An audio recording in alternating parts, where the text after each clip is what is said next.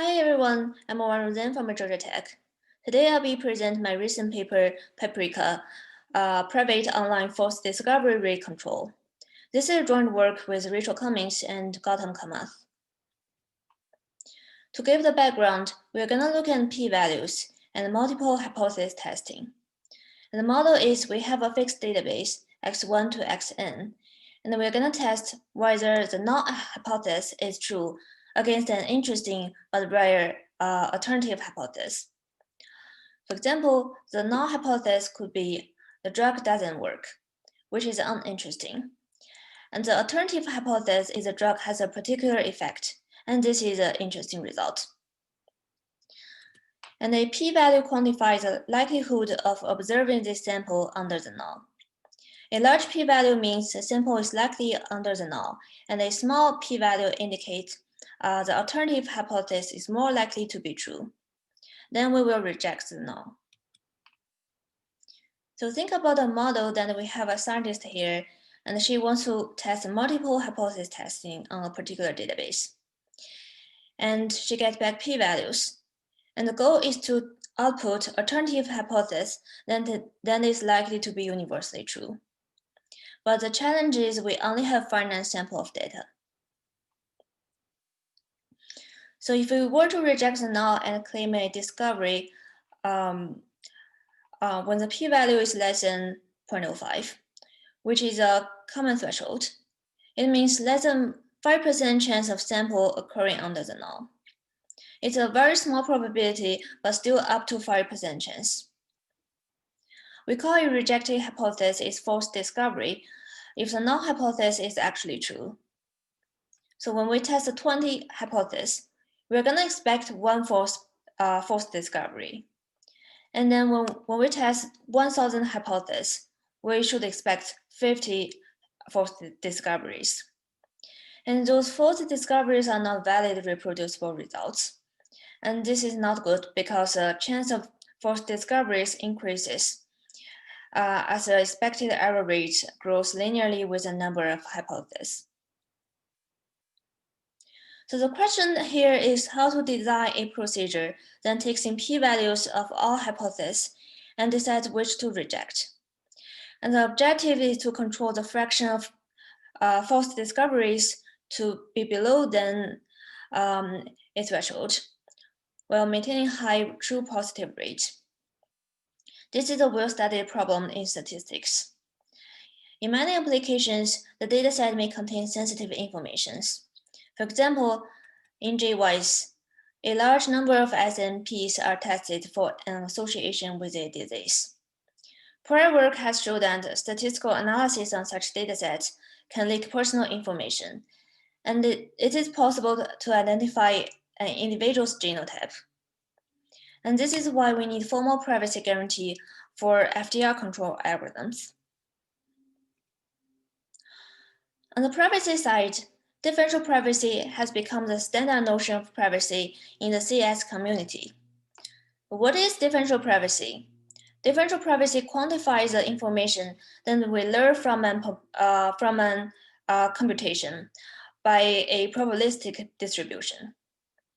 And think about a data set that contains 5 people. And we run a private algorithm on it, and then we get the output. And the distribution over the output looks like this black curve.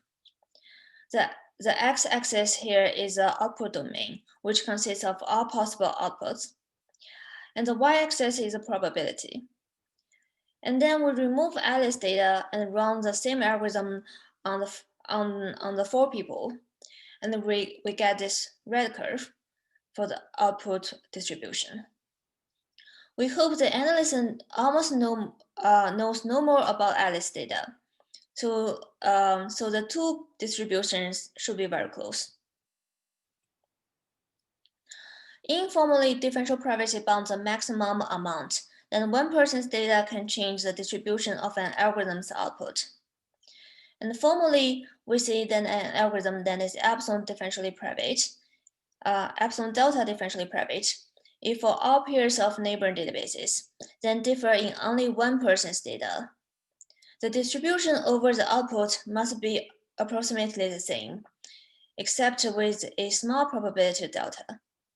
And the approximation is quantified by this e to the epsilon term. And the delta is an additive slack term. And we like it to be cryptographically small. And differential privacy is not a binary notion of privacy. And you can get stronger or weaker privacy by varying this privacy parameter epsilon. And a small epsilon provides stronger privacy guarantee.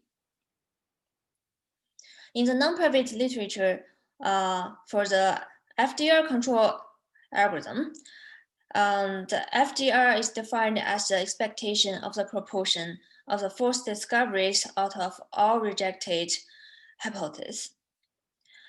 And much of the past work, including the only private FDR control procedure, considers the offline setting, where we know all the p-values upfront and we make rejection decisions at the end. Here, we consider the more challenging online setting. A data analyst receives a stream of hypotheses on the database, or equivalently, a stream of p-values. And she must make rejection decisions before the next hypothesis arrives. And those hypotheses can be adaptive and depends on the previous hypothesis and rejection decisions. As for the procedures for FDR control, in the offline setting, it can simply reject the K hypothesis with smallest p-values. In the online setting, the procedure has to determine a sequence of threshold alpha t, and reject the null hypothesis if the corresponding p-values are below than the threshold. The saffron algorithm is the state-of-the-art method in online FDR control. First of all, it maintains a candidate set. Those are hypotheses close to rejection. And it also uses alpha investing rules to frame FDR control as an investment problem. So an analyst has initial wealth. It will use budget for testing each hypothesis and get back reward for discoveries. As each new p-value arrives, the algorithm computes a rejection threshold alpha t based on past rejections, a size of candidate set, and current wealth. And this expression is complicated. You can check the detail in our paper. And the algorithm rejects the current hypothesis if the p-value is below than this alpha t. And to achieve privacy, fortunately, we have this DP algorithm for comparing to a threshold thing, which is above notice threshold. Above notice threshold is a DP algorithm for detecting which queries in a stream have answer above a given threshold. An important quantity in every DP algorithm is this query sensitivity. We usually use the additive sensitivity notion. The query sensitivity is defined as the max amount of change of the query value on two neighboring databases, then differ in only a single data entry. And the sensitivity determines the scale of noise that must be added to preserve privacy.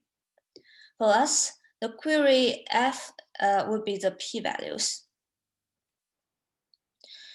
And we give a differentially private online FDR control algorithm called PAPRIKA. The algorithm itself is involved. I can't give the full detail here for time reason. I'll just introduce several main points.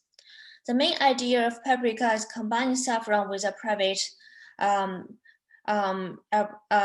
mechanism above notice threshold. However, the combination of these tools is far from immediate, and several algorithmic innovations are required. First, we have to accommodate the dynamic threshold in above threshold to match the alpha investing rules of saffron. And we also need to have new wealth updating rule to remove the dependence of dynamic threshold with the data. Otherwise, the procedure won't be private. Also, we are adding noise and scale with the multiplicative sensitivity of p-values. And this multiplicative sensitivity was proposed particularly for p-values in this paper, as p-values tend to have high additive sensitivity. And we also shift the threshold, then we compare against the p-value base to accommodate FDR as a novel accuracy metric. And finally, the candidacy indicator step, which the saffron maintains, cannot be done privately. So it requires new analysis for both privacy and accuracy. Now we have an algorithm, and then we also care what accuracy it can achieve. Here is the main theoretical result for our PAPRIKA. First of all, it is epsilon delta differentially private, and it controls FDR to be below than alpha plus delta times t for testing t hypothesis if p-values are independent. It also controls a slightly weaker notion of FDR called MFDR if p-values are adaptive under the null. You might be concerned about this delta times t is linear with respect to t, but this delta is actually cryptographically small for privacy. So for example, this delta is exponentially small and delta times t is still small. And we also have a bunch of empirical results in our paper, and we empirically evaluate FDR and the power, which is a true positive rate. You can find the detail in our paper online. I'm also happy to show some plots in the Q&A part. Thank you.